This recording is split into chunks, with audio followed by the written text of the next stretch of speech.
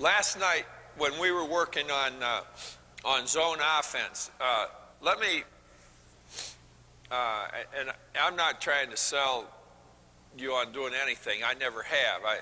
From the first time I ever spoke at a clinic, I've never ever tried to sell coaches on doing anything. What I've tried to do is just show what we do and how we do it and why. But the thing that I like most about the approach that we have to zone offense is that we don't have to have different offenses for different zones. I have never believed in cutting guys through. If cutting a guy through and putting him in that position is a good spot, then I want to put him there to begin with. And we may move a guy along the baseline. We may take a good shooter and put a good shooter down inside on the lane until he can see an opening, and then he moves into that opening. But to cut guys through and to run a different motion or a different pattern against zones, we've never done. We've tried to teach principles against zone defense and then use those principles against any zone. And I'll go through those in just a minute.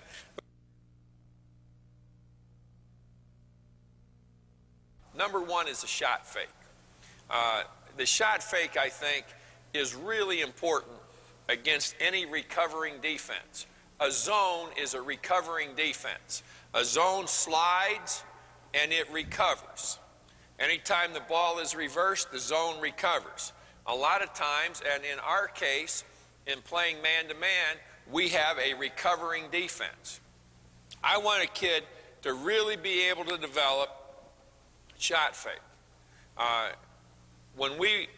In 1981, we had a very good team. We won the NCAA, and we had excellent guards in Isaiah Thomas and Randy Whitman. And maybe 5 or 6 years later, I watched the Atlanta Hawks play the Detroit Pistons in a playoff game, and Thomas guarded Whitman. Whitman scored 34 points against Thomas almost exclusively off the shot fake. Ball would come to Randy at the top of the key, shot fake, Isaiah up in the air, Randy by, hits the shot. I sent Isaiah a telegram the next day. And in the telegram I said, "Dear Isaiah, isn't the shot fake a wonderful offensive weapon, coach?" Got interesting call back from him. And he agreed. And he said, and it was really kind of neat, because he said, the only guy that uses a shot fake is Whit. And he said, I just couldn't control myself. He said, you're used to coming out and guys shooting and you're going up. And he said, the way I'm going to solve that is the next time we play the Hawks, I'm not going to guard Whitman. Well, the shot fake. Ball comes back on the reverse, you're up in the air, get that guy up, and then you go past him. If he doesn't go up with you, you go right on up with the shot. And as I told you, when we have the ball reversed, we want the guy ready to shoot it. As he's catching it, he's facing the pass. And as the pass comes to me, I'm stepping right into the shot. I'm ready, I'm thinking about the shot, and if something else develops, then fine. If I get a shot fake going and I raise this guy up, or he comes flying out at me, I can get past him and create something else. Same thing on the other side. I'm just turned to my left shoulder now, but I've got my shooting foot back, I'm facing the ball. When the pass comes, I'm going right into the shot. And I'm going to make them guard the shooter. The shot fake on the baseline with big guys has been a very effective thing. And as I told you, I'll talk about this in a moment, I think the baseline is a great point of attack against most zones. Remember what I said when I first talked about offensive play. When you're playing a zone against us, you've got a kid that's pretty strong, maybe a little slow, and he's playing this back spot in your 3-2 zone. Well, I'm not going to put our slow kid against him. I'm going to put a quick kid that can drive the ball over on this side of the floor. So he's going to have to cover somebody that's a lot quicker than he is. And that, to me, is a hell of a lot more important in setting up against a zone than any particular kind of movement that we could have. We're going to create, because of your positioning, we're going to create an advantage for ourselves where we've got a quick kid playing against this guy, and he's got to come out on him. And if our quick kid can shoot a little bit, that makes it all the more difficult. And I'm not going to put him up here where you've got a quick kid playing this particular area of the zone. I want to play him where you don't have that quick kid.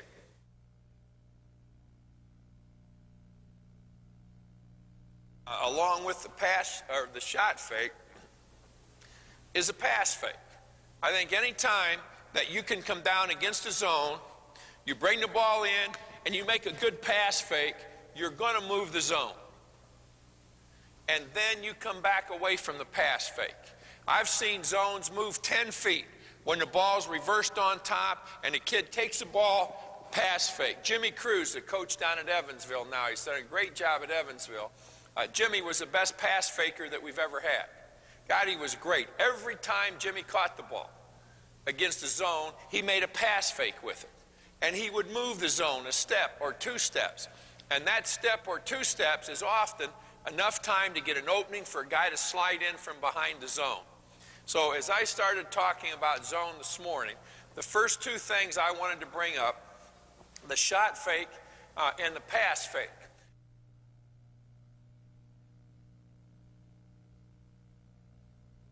All right, had a friend of mine show me an interesting thing one time. He was telling me how he got his team ready. They weren't a team that used a zone very much. And here's how he got his team ready to play a zone. He said, now we're going to play a 2-3 zone. He said, now look at this.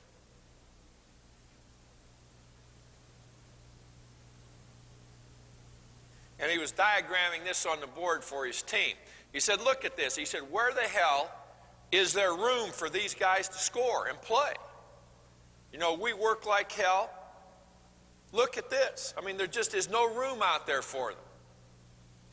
And he said later in the season, they were playing an important game against a team that used a 2-3 zone. So here's how he diagrammed their 2-3 zone.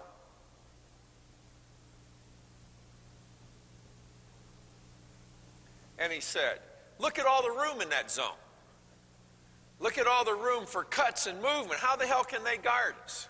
Well, I think against a zone, you start in your own mind in preparing to play against a zone with the word distort. I think you're trying to distort the zone. And I really don't think that the pass distorts a zone. I think a zone is set up to move against passes. The slides are geared to passes. So I think that the absolute best thing to use against a zone is the penetrating dribble. And we're going to try to use the dribble in 3 ways against the zone. And you would have seen all 3 of these used with varying degrees of effectiveness last night. And we'll give you a chance to look at this a little bit more today. But the way we try to use the zone, the dribble against the zone, and I'm going to use mostly a 2-3 zone just for the sake of continuity and explanation. We're going to try and drive the gaps of the zone. We're going to try and bring 2 people to the ball as often as we can, feeling that any time we get a 1-on-2 situation, anytime we can develop a 1-on-2 situation, somewhere else we're going to have 2-on-1. And that's what we're trying to get.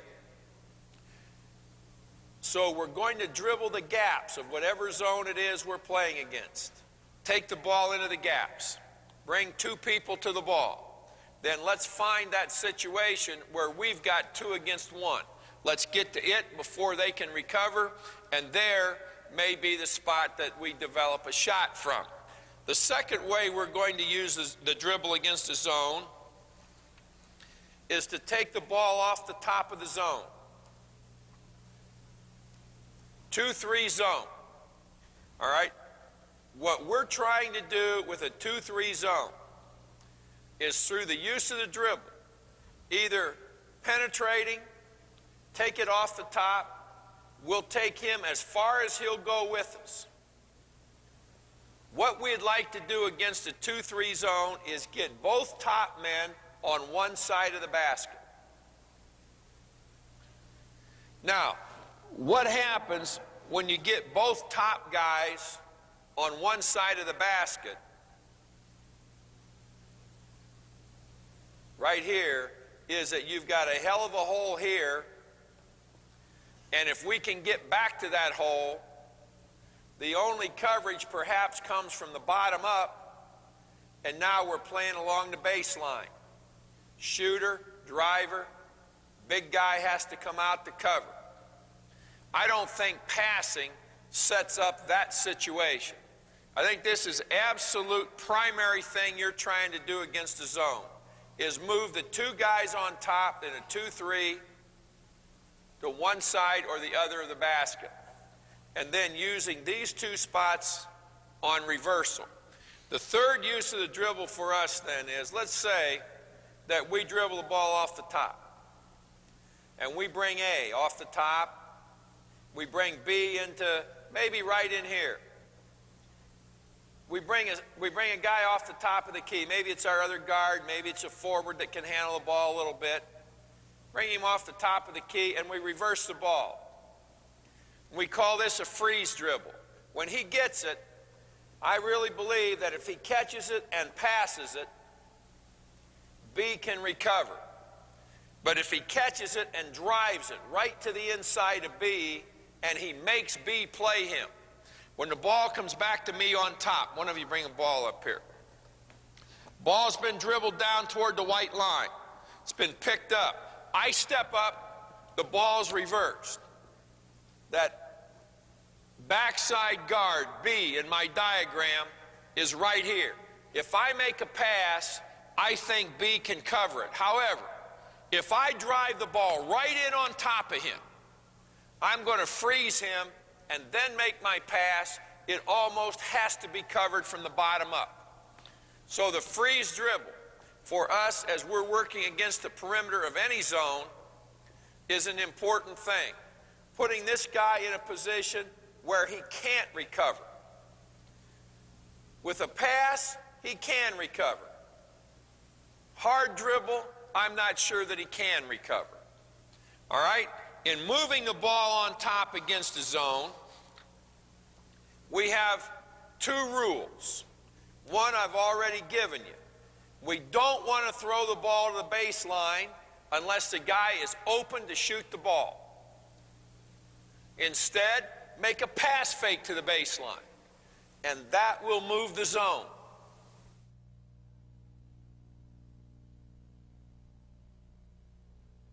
Deception, I think, against the zone through the pass fake and the shot fake are such important tools.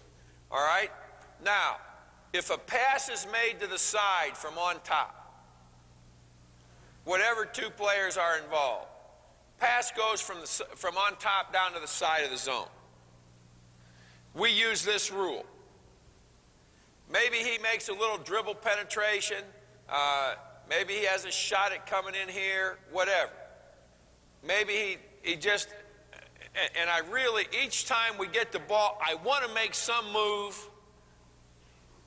to bring the zone to the ball and then get rid of it. If it's just a quick bounce and a pass, instead of just catch it and hold and then throw it and the zone slides. Let's distort the zone.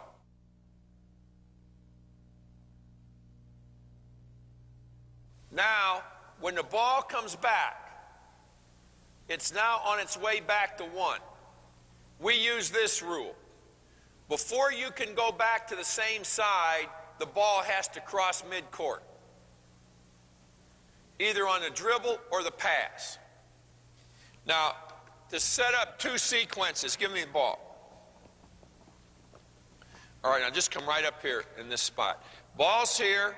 All right, now, sometimes you'll see against the zone, the ball comes back on top. the kid gets it, he throws it right back. That does nothing to the zone. I mean, the zone can play that from now until hell freezes over. And not a single opportunity. When he had the ball to begin with, there wasn't anything for him, because he threw it back to me. So he throws it back to me, and I throw it right back, and there still isn't anything that he can do with it. So our rule is this: when the ball comes back on top, it has to cross midcourt before the pass can be thrown back to him.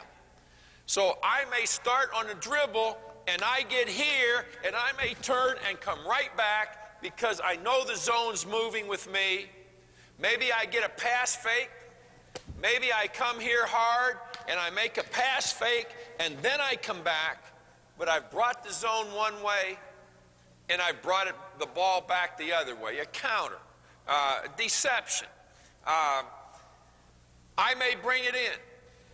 I may bring it in on a freeze dribble. I may come in here hard. As I come in, I make my pass, reversing the ball. Ball comes over here. Zone scrambles. We come right back to the shooter across the top. Now, when I was a kid playing, just starting to play, and paying attention to the canons of basketball at that time, there were two. Never give up the baseline. Never, ever give up the baseline. I think the absolute best place defensively to get the ball is down along the baseline. So instead of never give up the baseline, I'd like to see the ball forced to the baseline all the time. Don't ever turn your head on defense. I don't think you can play defense without turning your head.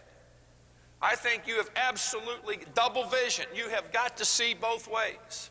If you don't turn your head, you can't play defense. And then the third canon of basketball from years ago, no cross-court passes. I don't think there's anything better than a cross-court pass. And I think the three-point shot has increased the value of the cross-court pass. Bringing the zone one way, throwing it back the other way, and particularly if we're playing against a 2-3 zone and we put our best shooter out here against their slowest backline man, and now he's got to cover it. So how we match up our players against that zone and who they have in the zone, I think, is important to us. So we're going to use the dribble. We want to incorporate ball reversal in what we're doing. We want to take away the catch and return, and we do that by either dribbling the ball or passing the ball across the midline. Now, when we reverse the ball against any zone, we want to reverse it to 3 people. I think reversing the ball to 3 people is very important. On ball reversal, when the ball is reversed, have as many options as possible. 3 people just gives you at least a third more options, or really half again as many options as having 2 people would. And we always get this middle guy who chases the ball. Ball comes here, he chases the ball. Well, I think sliding across the lane toward the ball is maybe the easiest guy to guard in a zone. But if that guy will hold his position, or if he happens to be here when the ball is brought to him, go opposite, now that middleman has come over, and when we reverse the ball, he's got a great chance to step up or step out.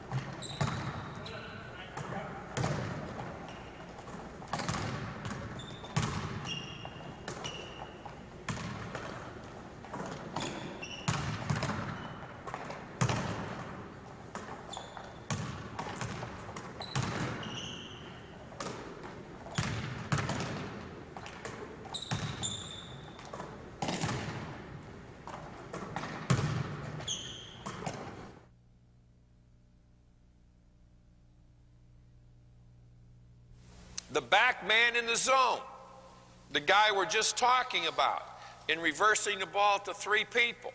The back man in the zone. I want to have a guy that plays behind the zone. Want to have a guy that they've got to constantly keep track of looking over their shoulders. Because most zone teams don't do a very good job of looking behind them. Most zone teams play the ball, they slide on the ball, the focal point of their vision is on the ball, and if we can keep somebody behind, then he has a great chance of getting position on the board, he has a great chance of flashing up into the lane, and he has an excellent chance of stepping out on ball reversal, being set to take the shot as the ball is reversed to him.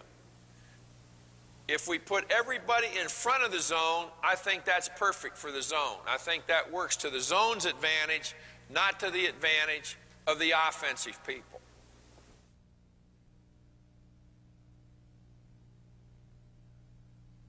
We want to make sure that we have good lateral spacing against the zone, against any zone. And we're going to play off the three-point line, making the zone recover to the three-point line, not recover to the lane line. And we find ourselves having this happen to us, and I'm sure that it happens to you as well. The ball is taken down the right side of the zone, and these guys start to cheat, or they come in. I mean, kids are amazing. There may be absolutely no chance of getting the ball by coming in here, but you know, they think they're closer to the ball. Think about that. I mean, kids think, boy, I'm closer. I got a better chance of getting it here. Kid just has patience, and he maintains good lateral spacing against the zone. He could be very difficult to guard out here with the zone having to recover all the way to him. And there are a lot of things that can happen if we maintain good spacing and if we have a good lateral spread to our zone offense. But if we have guys start coming in and cheating into the middle, then the zone doesn't have to work nearly as hard. We know that in many cases there's going to be an opportunity to flash into the high post. All right? I would like to have 2 things available to us if we do that. Kid flashes into the high post. As he does that, I would like to have the guy on top replace him, which requires this guy, if he doesn't get the ball, to be able to step up and at least handle the ball from on top momentarily. Also, I think it's important that he can shoot the ball.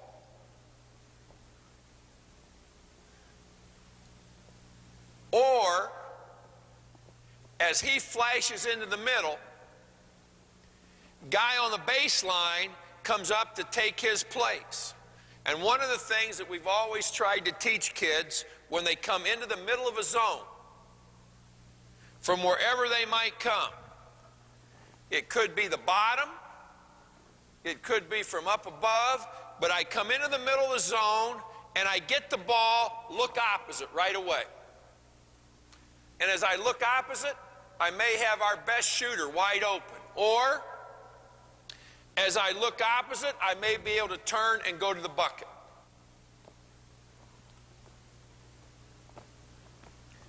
But spacing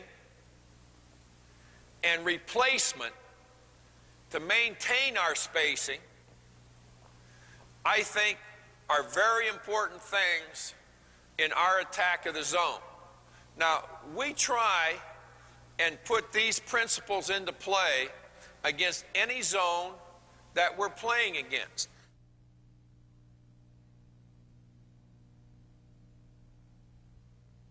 Handling the ball without making mistakes. Passing and catching. Now, if you, as you came in here, were hoping to find something to work with offensively, if that was the key reason for you to come here, shot selection and handling the ball without making mistakes, that's all you need. Write that down and go out and enjoy the rest of the day. Because that's all offense is. If you can get those two things across, you're going to get some good scoring opportunities. In fact, you're going to get a lot of them. It doesn't make any difference what kind of movement, what kind of patterns, what kind of offensive ideas or philosophy you have. If they take bad shots and if they can't handle the ball, you don't have an offense. And I don't think anything has to be emphasized more strongly than those 2 points. If you as a coach, put flexibility into your offense. You have an offensive approach that enables you to use kids in different positions. And now you have got to be able to control your players to the point where there is good shot selection. And I talked to you yesterday, or we talked yesterday about passing and catching. Handling the ball without making mistakes. We try and say when you're passing the ball, don't pass it to a red shirt. Pass it away from the white shirts. If you can pass away from the defense, then we've got a pretty good chance of one of our red guys getting it. But so many times a kid sees a red and he throws the ball.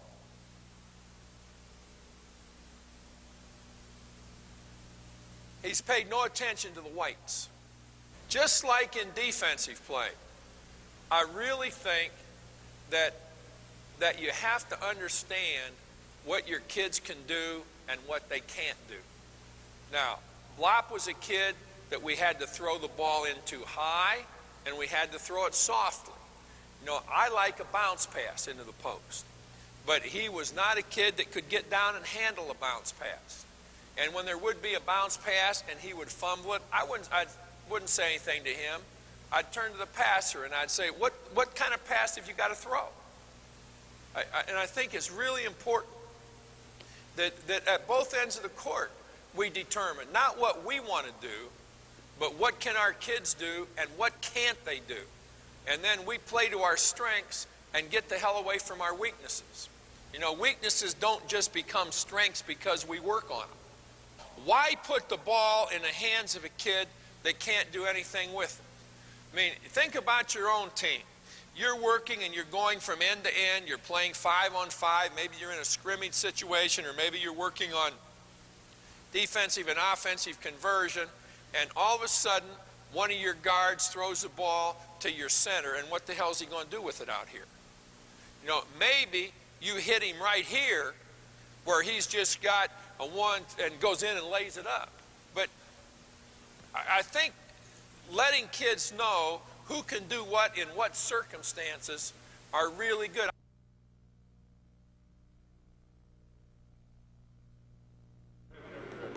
Right. Harris. Top Dustin. Pass. Dustin. Harris. Right. Pass. Dustin. Top. Harris. Right. Pass. Dustin. Harris. Dustin. Change. Dustin. Top.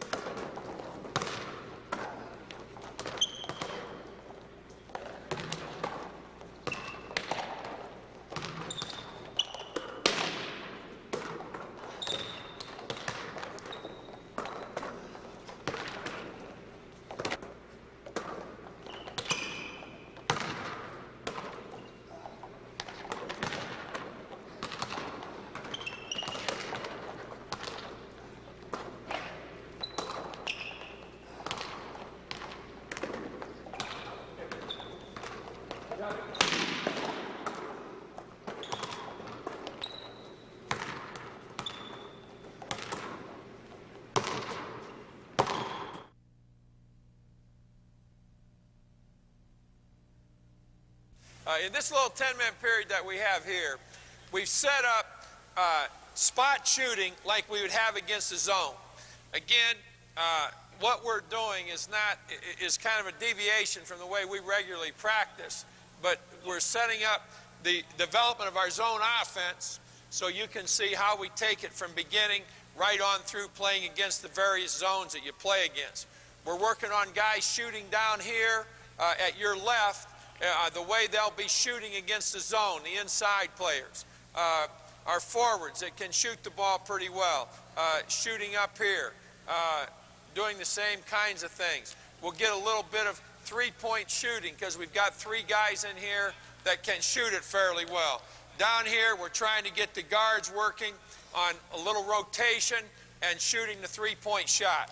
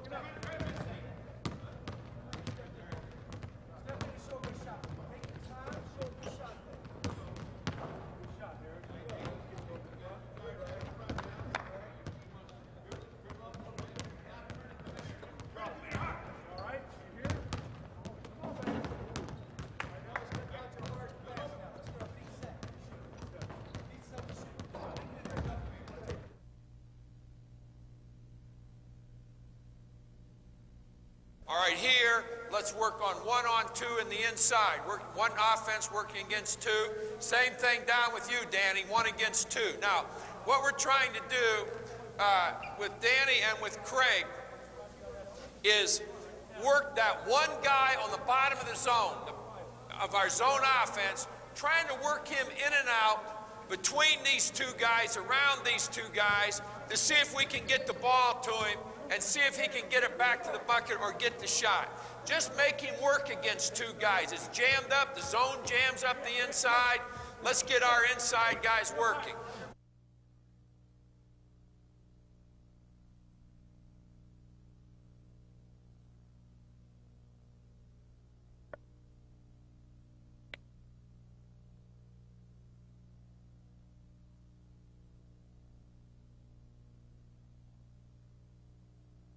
All right, hold it up a second. Now, take those 4 guards down here and work on 1-on-2 penetration into it and get rid of it. Out here, we're just working to penetrate the ball, penetrate into that gap, and make the pass. Penetrate in hard, come off one way, get it back, bring it. All right, bring it this way and then back in. Good.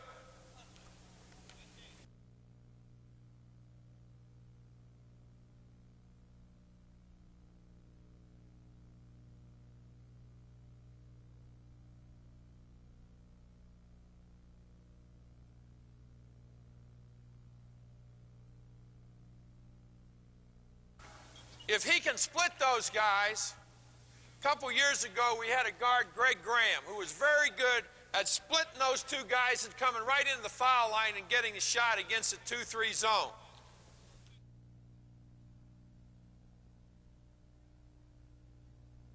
Down here, let's set up a 3-man front with 2 guys working against it. We're playing against a zone. We really want to use a dribble to penetrate the gaps.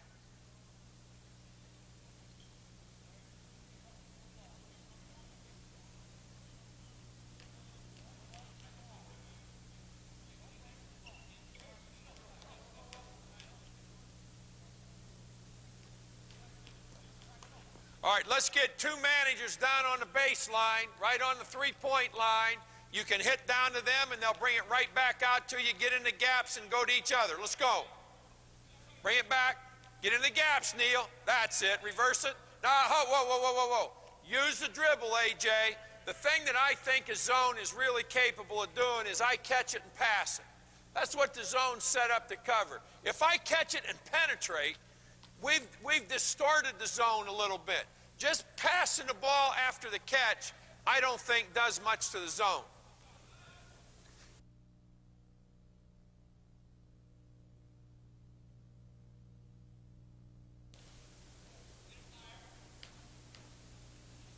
Pass fake, Luke. Pass fake. Good. That's the way to get through the gap.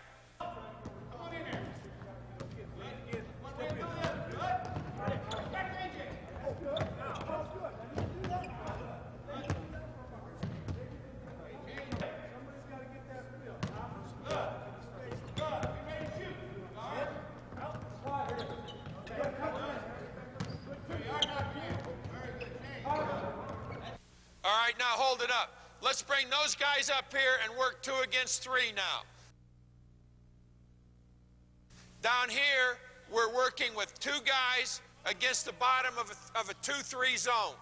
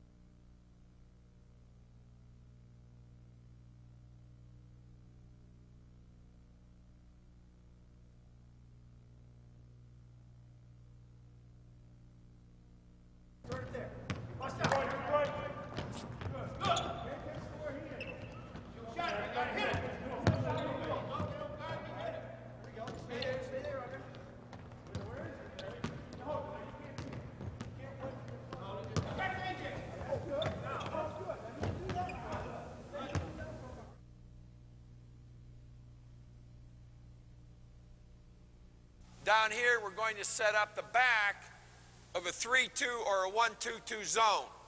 And we're going to play 3 against 2. We're going to keep a spread down here against the bottom of this 1-2-2 zone. You're going to see a screen in. When the ball's taken one side and a 3-2 zone shifts to cover, we're going to try and screen the bottom man opposite and bring the ball back for the shot. All right, here we go. Let's go. Stay wide, Andre. Andre, get a spread. Get a spread. Spread away from the ball.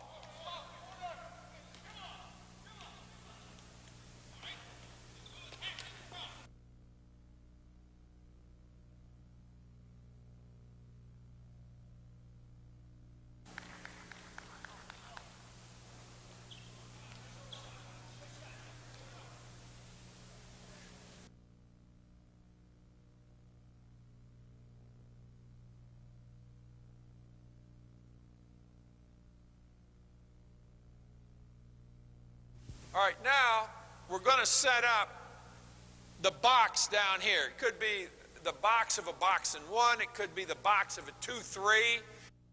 And we're going to play 3 against 4.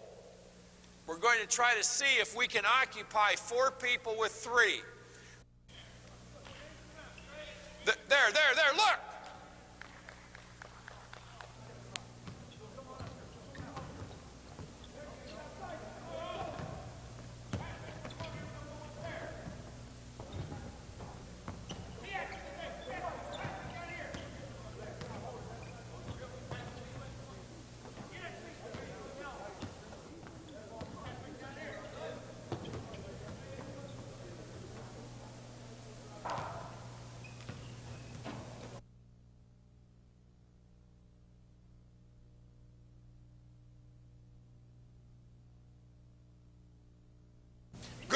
Attaboy.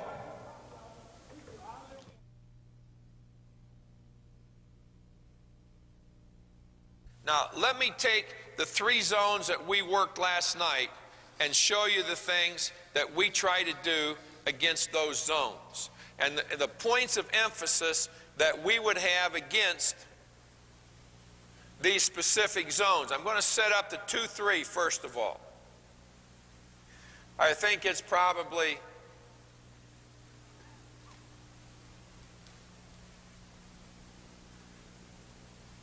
the most often used of all of the zones. All right? Playing against a 2-3 zone. Let me just start from the top. We're going to try and penetrate the gap. We're going to try and draw the 2 top players to one side of the basket as often as we can.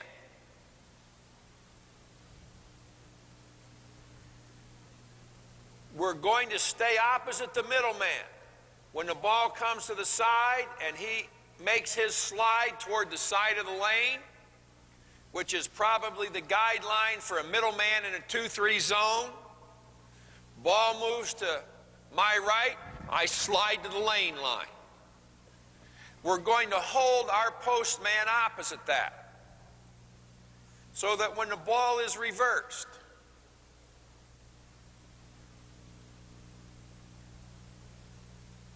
we have a chance to step into this gap. Now think about this a little bit. You put a stack in here against a 2-3 zone, and the ball is taken away from the stack. Ball's out in here somewhere, taken away from the stack. I'm willing to bet that far more often than not, this middleman is going to make a slide toward the ball. There may be nobody there, but he has really been conditioned to slide to the ball. He's sliding here in the event that somebody does come there. That's his slide. How about going away from a simple stack, the ball's reversed, and screen that guy and step up into the middle from here? Just a thought. But see what you can do with that. Think about the slides of the zone. And then think about some things that you can do to take advantage of those slides. All right, again, in the 2-3 zone, we're trying to bring this back guy up in ball reversal to cover in this area so we have an open baseline. Bringing him all the way out to cover a guy that we hope can shoot it or drive it or a little bit of both. Sometimes we've made a mistake by coming down and compacting the zone too quickly. Now, if the zone wants to, it can play an area right here with a 2-3 zone and make it pretty tough for you to get the ball inside. And what's the remedy with a team that doesn't shoot very well? Well, I think the only answer is that you've got to beat the zone down the floor. I mean, when you're stuck with a team that really doesn't shoot the ball well at all, that you've got to scramble to get buckets, then I think when you're playing against a zone, you have got to have a tremendous emphasis on beating the zone down the floor. Your defense has got to obviously provide some scoring opportunities for you. You've got to be able to get the ball down the floor and get it in position to play before the zone gets all set and cordons off the area in such a way that you can't get the ball anywhere except around the perimeter. Sometimes we'll come down and we'll say, make 3 passes before you penetrate, just to get the zone moving a little bit. And the zone is not always going to move in perfect sync. You know, about the third time, the back guy is a little bit slower. The front guy doesn't get out quick enough. Things begin to break down a little bit if you give it a little time. I'm not so sure in all of offensive play there's a word that's better than patience. You give the defense a little time, and the defense can break itself. You're in a hurry against the defense. You never give the defense a chance to be its own worst enemy. Basically, and I've always tried to think in basics, but basically, kids aren't all that interested in playing defense. Sustaining defense for all of us is a problem. It's a tough problem. And as I said, kids don't have a great desire to sustain it. So if we can have a little patience with attack, pass, penetrate, slide, move into open areas. All right, the next point, move into an open area. If the baseline is open, step out into it. If the pocket on the reverse is open, get into it. Set up to take the shot. All right, now we're going to set up 4 whites against this. All right, stay in there, Andre. Fill these 3 gaps. Luke, Mike, he's right where I want him. Luke, Mike, Andre, and Jason, you're the only guy working inside. Now what we're trying to do here is show our players that with dribble penetration, with ball reversal, pass fake, shot fake, stepping into open spots, that 4 guys can get a good shot against a zone. And we'll show it against 2 different zones. First of all, 4 against the 2-3. Let's go. Step up in that gap. Good. Not bad, not bad. We haven't done a whole lot of work against the zone. We've worked some against it, but not a lot. This is good for us, too. Step up, Luke.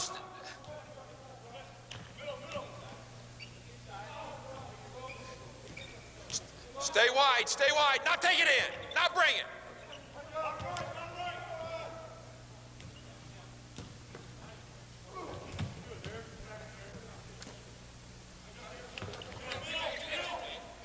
Now get in that gap. Good. There's your shot. Good, Luke. That's good return. You had the shot here before, though. Dribble him up. Dribble Mike up. You guys dribble each other off of here.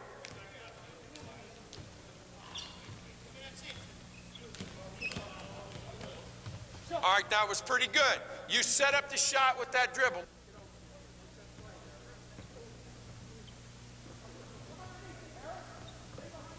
Don't get up on top of it. Stay underneath it and come up.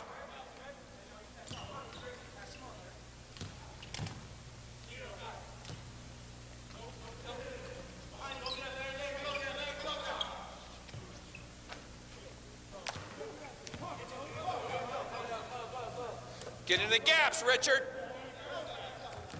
Step up in that gap. Good look.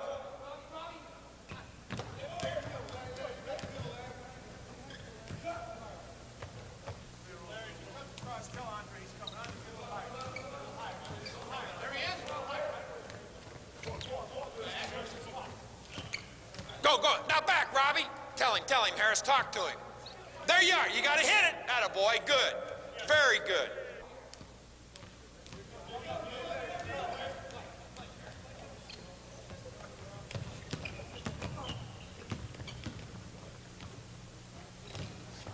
Get down, Richard. Get down.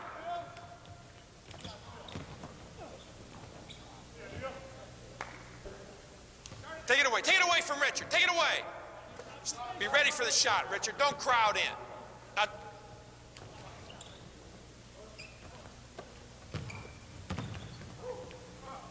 take it in. Take it in.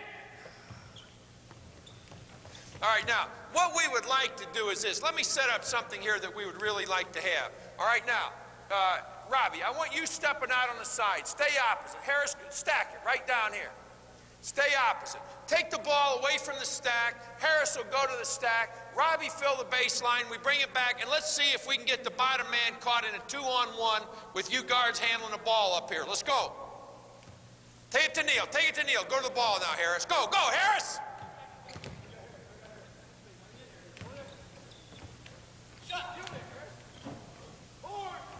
Back again. Same thing again. Take it away from him. Bring it back.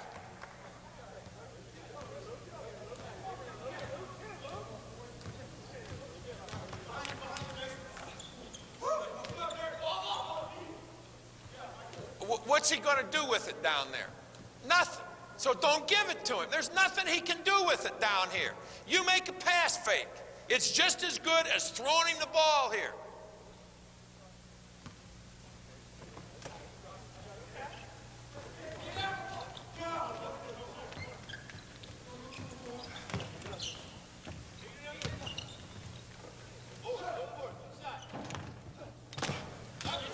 Good pass. That's the way to move the ball.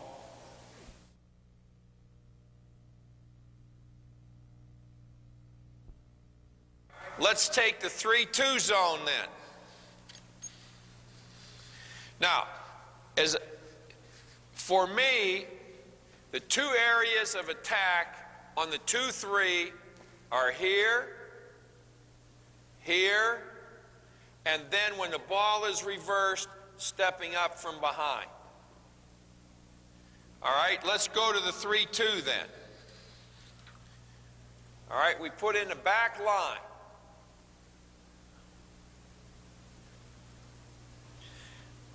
All right, immediately against the back line, let's create an advantage by putting 3 people in here.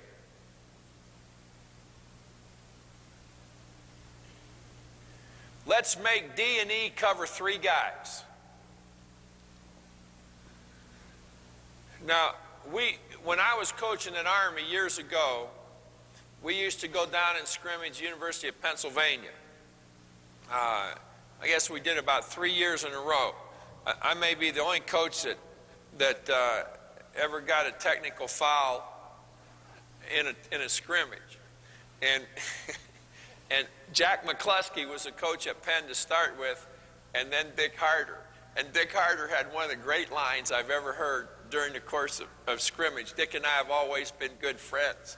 And I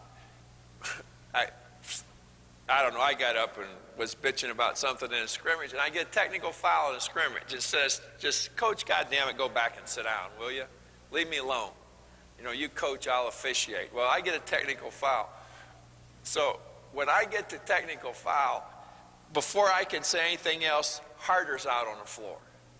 And he tells the referee, he said, hey, he said, I don't care how many technicals you call on a son of a bitch, but he said, don't throw him out of the goddamn game because we got to have this scrimmage, and if you do, I know him, and his team's going with him if you throw him out.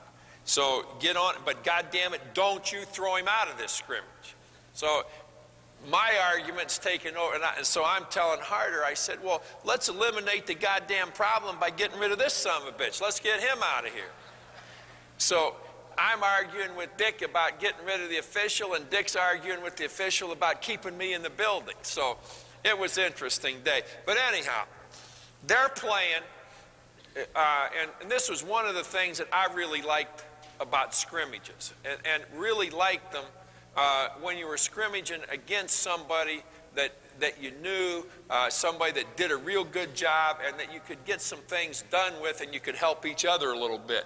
So Dick, they played some zone, and at the end, toward the end of this first half, they were in a 3-2 zone. And at the halftime, for whatever reason, I just said, okay, let's put 3 people deep against this. And you 2 guys on top have got to work like hell, penetrating and occupying the top 3 guys, while we play 3 against 2 on the baseline. So we started the second half doing this. And Dick stayed in it for most of the second half while we continually, from a scoring standpoint, widened the margin between Army and Penn, and ended up, if such a thing can be said about a scrimmage, having the winning total of points in the scrimmage. And so when it was over, Dick said, well, he said, you convinced me of one thing. He said, we cannot play that 3-2 zone against that 3-deep lineup. And he said that a couple of years before that, they had played Iowa in a game in the Palestra. And Iowa, Bucky O'Connor, I think, was the coach then, had lined up with 3 guys along the baseline, and they'd had to get out of the zone. And he just wanted to see again, but it just put too much pressure on the zone. If you could play the 3 guys up on top with these 2 guys working to penetrate and keeping them occupied, and the zone is going through its standard slide out, slide across, and slide back, it was tough. And if you brought the ball toward 5, he came across immediately and then screened in on him.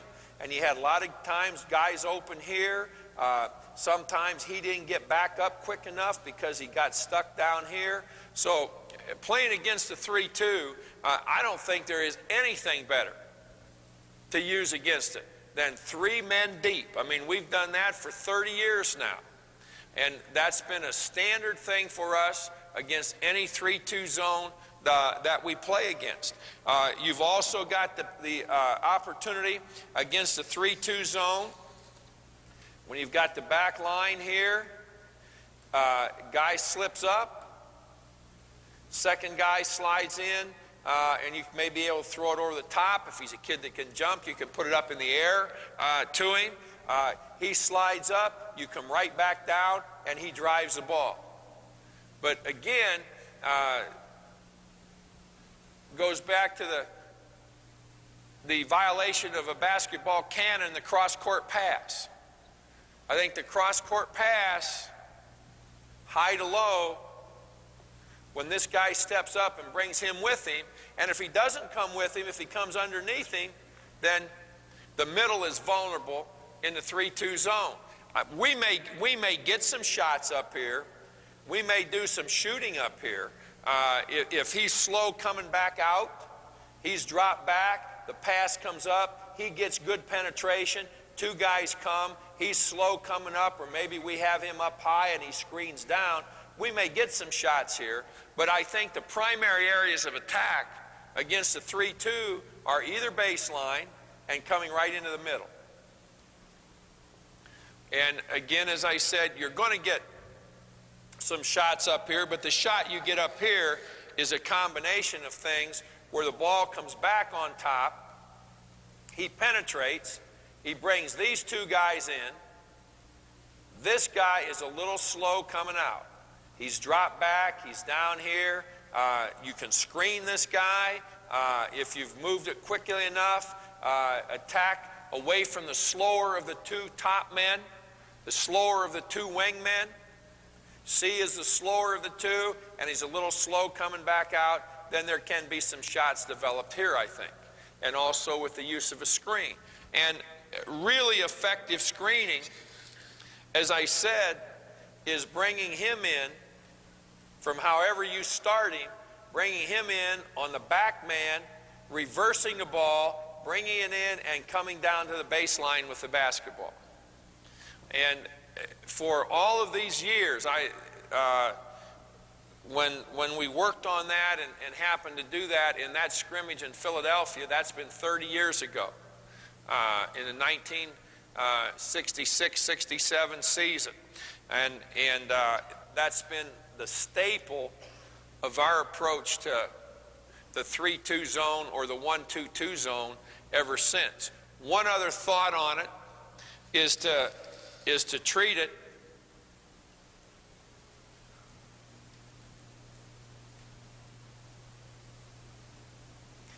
and fill all the gaps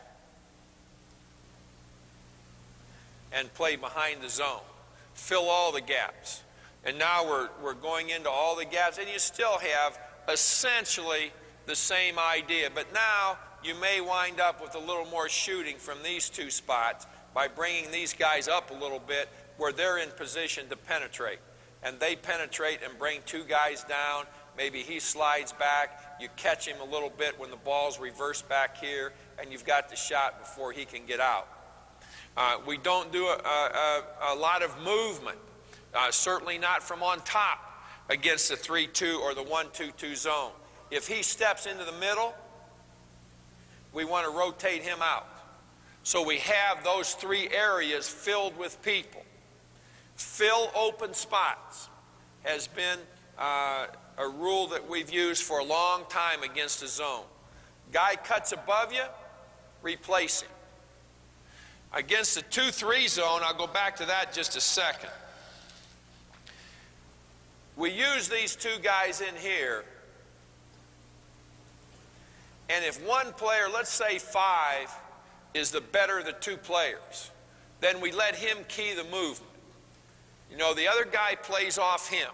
He may say, "Flash, Jimmy, flash." Jimmy flashes, maybe occupies the middle man, and he steps underneath. They cut and replace. They're constantly cutting and replacing. With one of them, we want staying behind the zone. And when the ball's reversed, we want one of them on the baseline.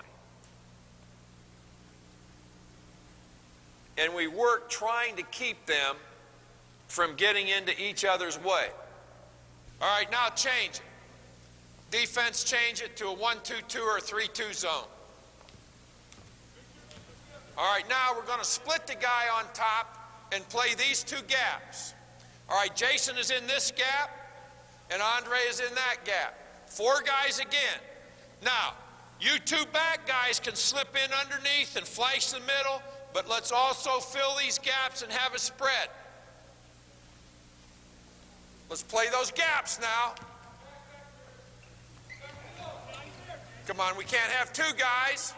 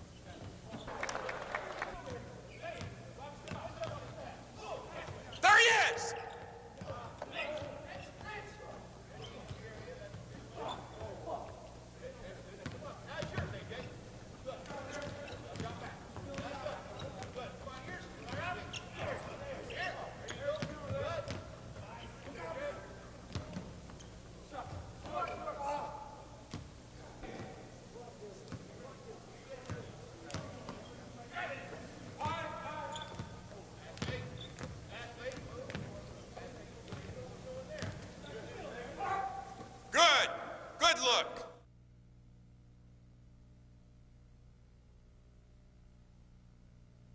All right, let's go on then to the 1-3-1 zone.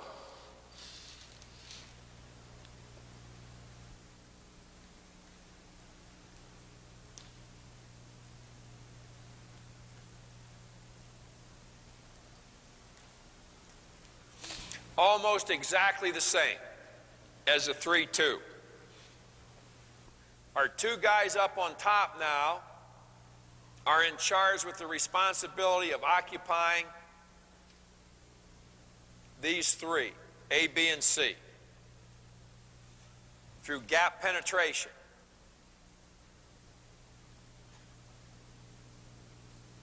We play 3 people deep.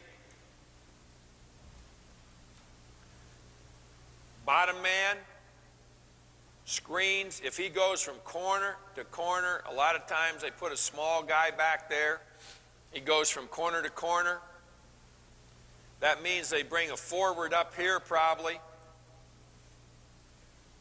Forward over here, play the center here.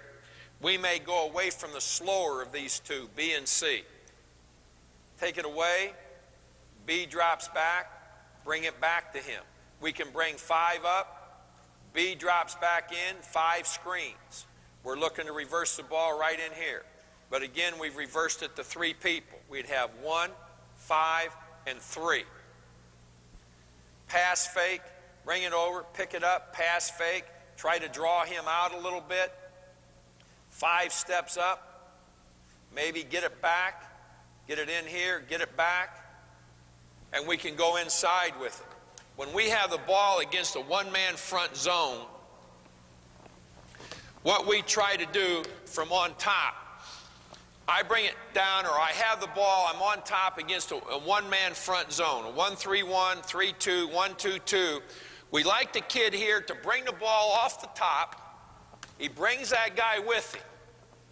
That defensive man is sliding with him. Come up here, Dave. Defensive man sliding with him.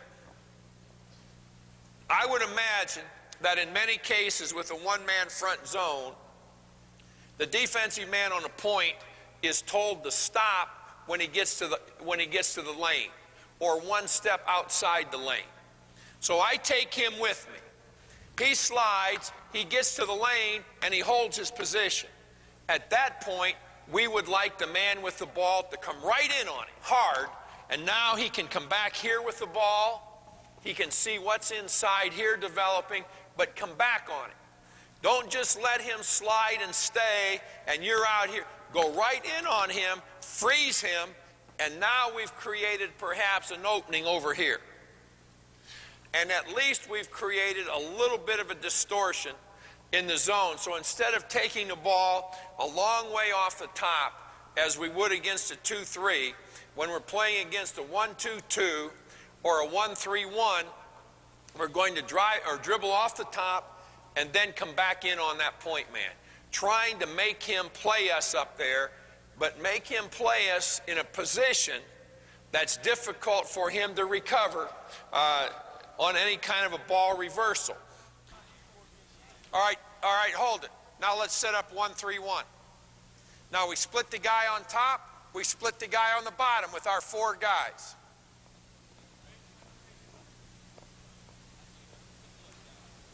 No, just leave it like it is. Just play straight 1-3-1, wings drop back. All right, let's go. Get a little wider, Harris. A little wider, Harris.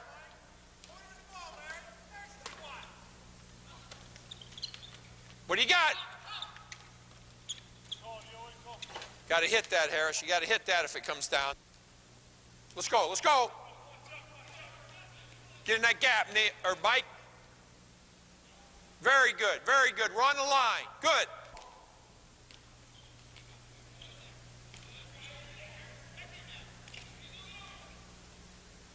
Be ready to shoot it. Be ready to shoot it, Luke.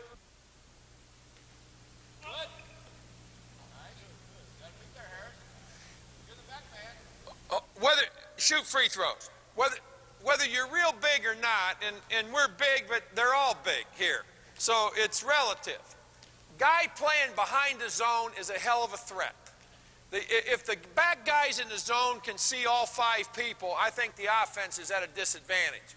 But if that one guy, like Larry there, is in behind that zone, it can be thrown over the top to him occasionally. He gets really good rebound position, and he can flash up into the middle.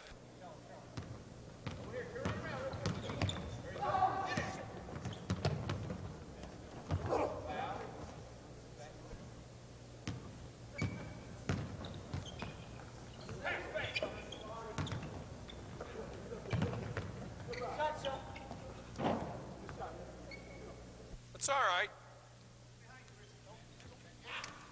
Good, Larry. Attaboy. Good, good.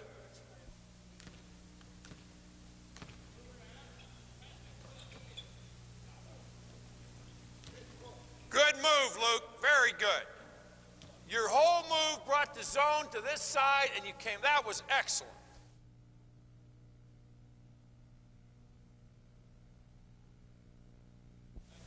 All right, hold it up a second. Now, Neil, go up on top. Robbie, come over on this side. AJ on that side. Now go out to half court. All right, move it up, AJ. Let's see if we can trap. All right, now, if they extend the zone against us in a 1-3-1, then we're going to bring Andre up into the middle, play Jason on one side and Larry on the other side. All right, let's see what we can get out of going to Andre in the middle.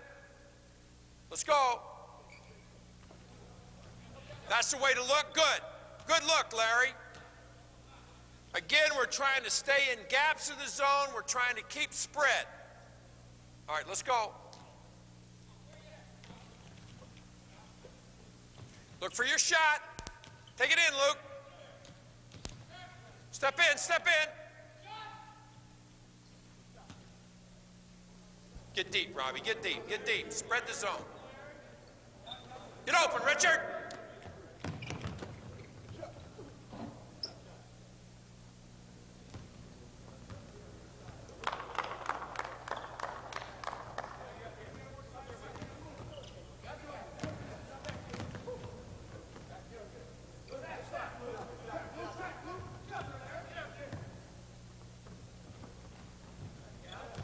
Good look, Richard.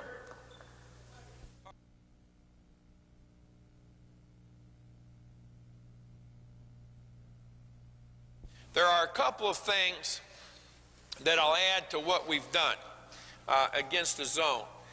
First is putting a guy on the high post. Might be the other guard. One man front zone, we drive the point man off the zone and step right here and reverse the ball quickly. How are they going to cover that? Well, I don't know. Once we take the ball to this side, the responsibility for the defensive man here is to slide back and cover, because they're all sliding over in a 3-2 or a 1-2-2 zone. Maybe if he stays up here, we have a little stack down here now maybe. And we can step in and step over as the ball's reversed to him stepping off. So putting a guy on the foul line and going one way or another with him stepping up on top has on occasion been a very good move for us to use. Particularly against a one-man front zone where that wingman drops back. And the middleman is basically the postman in here, the center, playing up in the middle. Now, with that in mind, we on occasion against a 1-3-1 have played a guy here and a guy here, and then played deep down here. Split the bottom man. And now, either way we go. We come here hard. Let's see what we've done to the defense now. We've brought him here. He's got to go back to cover. We've brought the middleman over here. Point man comes a little bit with us. He's out here kind of with nobody to play. But he's got a hold in case this guy continues. Tough spot now for a recovery if I can come here hard and bring the ball right back to 2 stepping up off the foul line. 3 may come underneath. 3 may come down and screen the back guy. 3 may come right to the low post on the other side. Maybe we use our postman up here. And we just go away from him all the time. We go opposite, or go toward him rather. So we go toward him, creating a situation where he can come down in the post. And now we get this guy in a bind coming back up here. We've moved this guy here. Now he's got to play the postman who's going to come out here if this is a good shooter. So I think we can help ourselves against the zone by setting our people in positions where they're either difficult to guard, number one, or number two, they're in positions where they create advantages for us because of the matchup we create. A driver against a slower kid, a strong kid where a less than strong kid has to play him inside.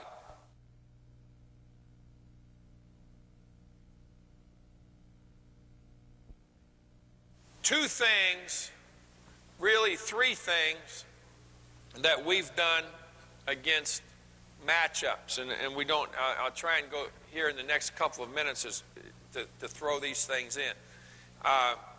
We've set up a rotation of sorts against a matchup, and the rotation is this, and it's basically been a pretty good rotation for us. We start with a guy on top, guy on the side. We started doing this against a 2-3 zone, and it ended up working out fairly well for us, so we continued using it and have on occasion done it against matchups, and people move into good position. So we've got the ball up here, and we make a pass. All right? As we make the pass,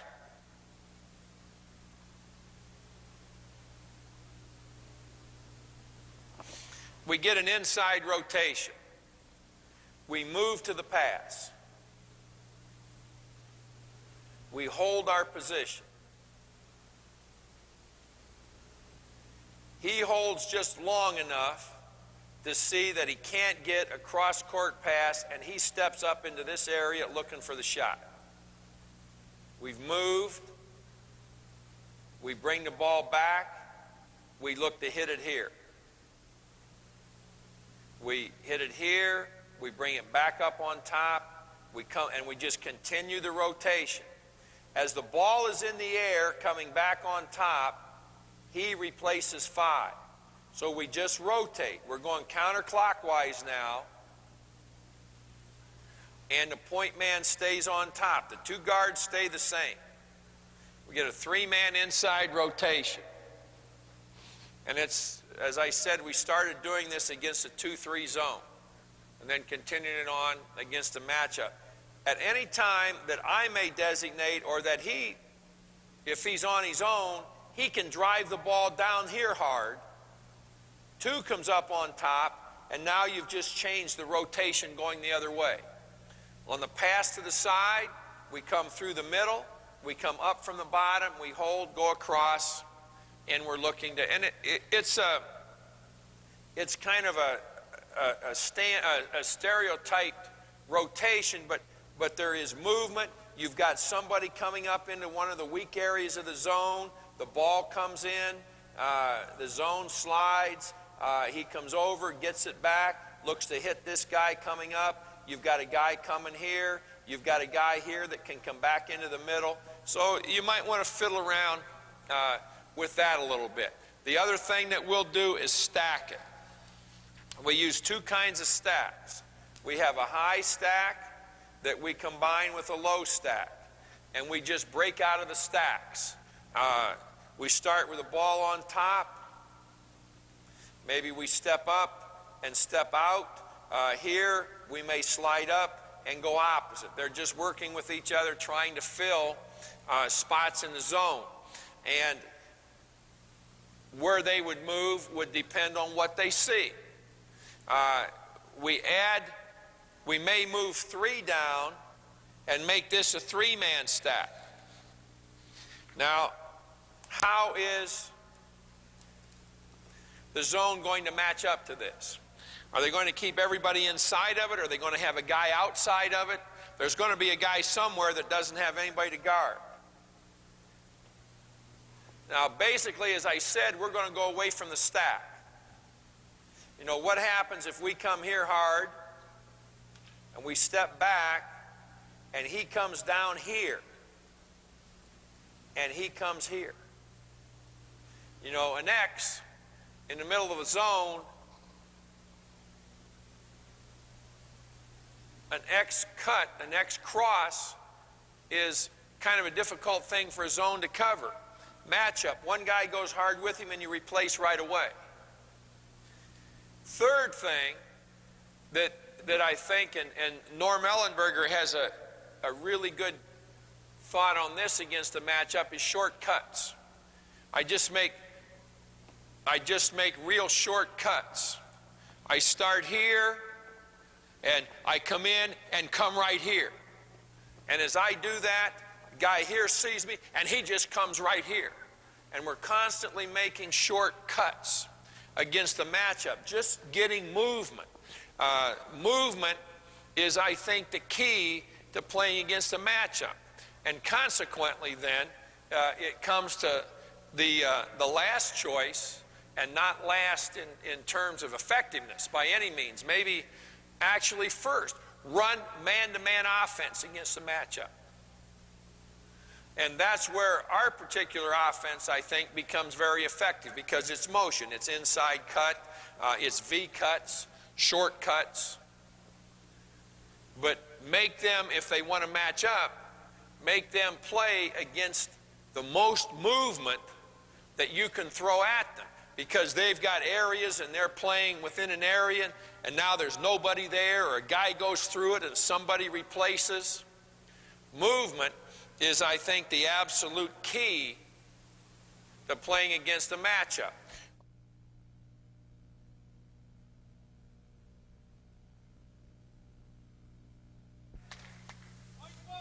All right, hold it up. All right, now let's get 5-on-5 right here, and let's convert just for a moment. All right, now we're going to put the ball either out of bounds, which means a basket's been scored, or we're going to put it up on the board for a block out. We're going to bring the ball down, and we're going to convert to offense and to defense. Now, to start with, the defensive team coming down the floor, converting to defense, sets up in a 2-3 zone. What we're trying to do offensively is get down the floor and get somebody posted before the defense gets set. Let's see if we can do it. If not, we're going to be working against a 2-3 zone. The defense has got to get down the floor, protect the basket, play the ball, and make them set up an offense. Let's go.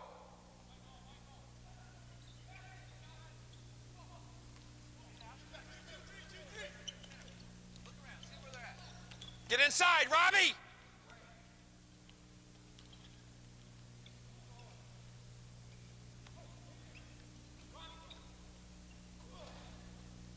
Hold it, set it up again.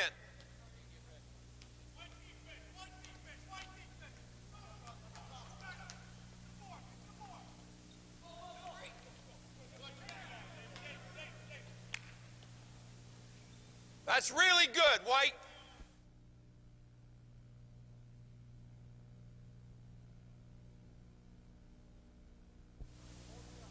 Let's set it up at this end, and we'll go against the 2-3 zone, and we'll convert it regular. Our defense, our offense. Let's go.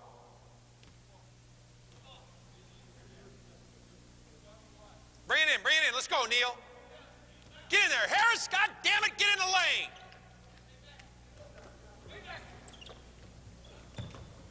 Get out, let's go, White.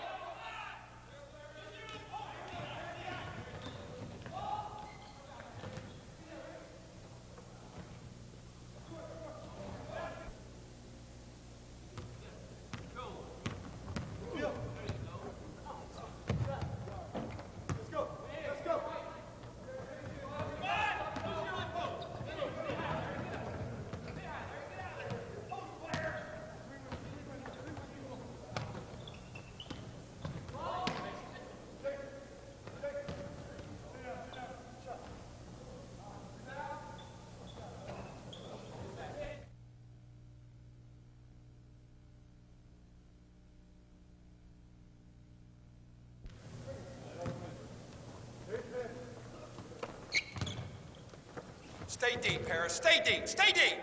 Screen.